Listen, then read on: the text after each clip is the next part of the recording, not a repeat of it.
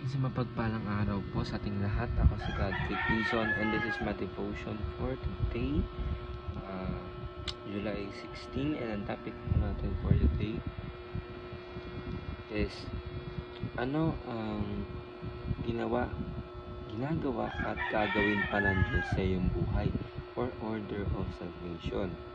So ano po ba yung concept of order of salvation?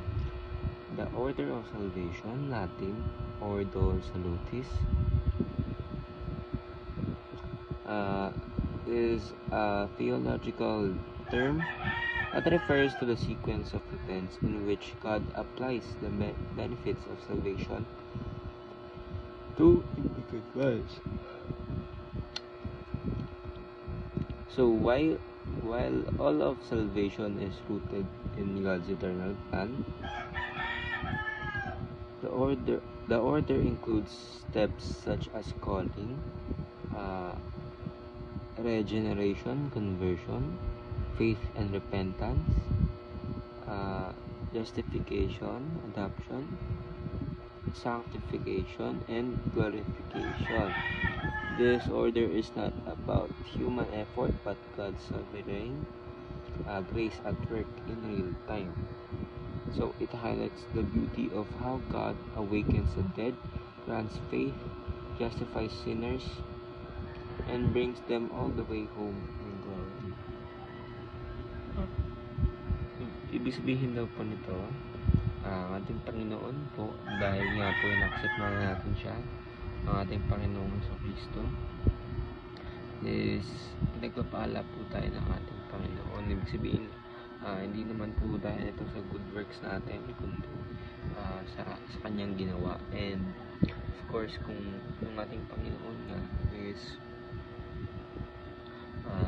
talagang ginagawa sa atin ng ating Panginoon ay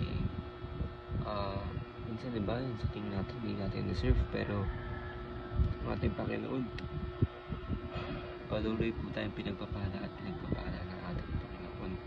And we must be thankful and grateful sa ating Panginoon na pagpapala sa atin, sa ating mga families. And dapat hindi po tayo mangangamba sa mga susunod na ating tatahakin, dahil alam naman po natin na ating Panginoon ay binibigyan po tayo ng biyaya para pamalagpasan yung mga problems and challenges para mag-grow pa po tayo as a person.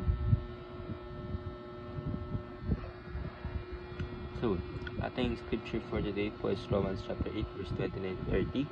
For those God foreknew, He also predestined to be conformed to the image of His Son, that He might be the firstborn among many brothers and sisters. And those predestined, He also called. Those He called, He also justified. Those He justified, He also glorified. So, teaching natin for today is salvation is God's work from beginning to end. Ibig sabihin, before pa tayo likhain ng ating Panginoon, nagplano na po siya na ng ating redemption plan. Kumbaga, na siya po ay ibibigay niya po ng kanyang isang anak para po tayo ay maligtas lahat. So, second teaching is the believer's journey is to secure in God's hand, and if God cares about the big things, He also cares about the small things.